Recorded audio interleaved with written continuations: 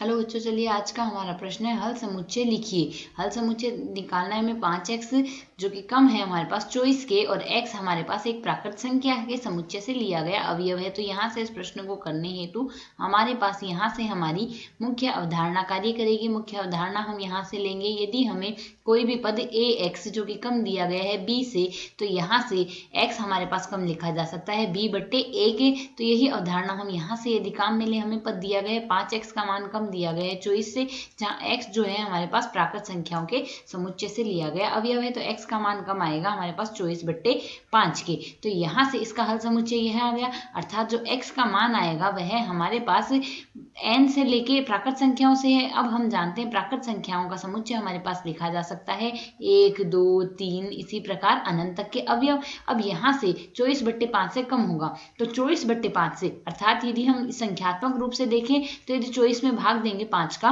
तो हमारे पास जो मान आएगा वह आएगा 4.8।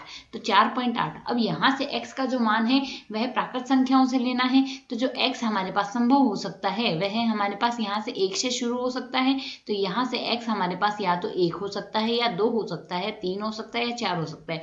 5 होते ही 4.8 से बड़ा हो जाएगा, तो यह आ जाएगा हमारे पास x का हल समुच्चय। आशा है समझ आया। धन्यवाद।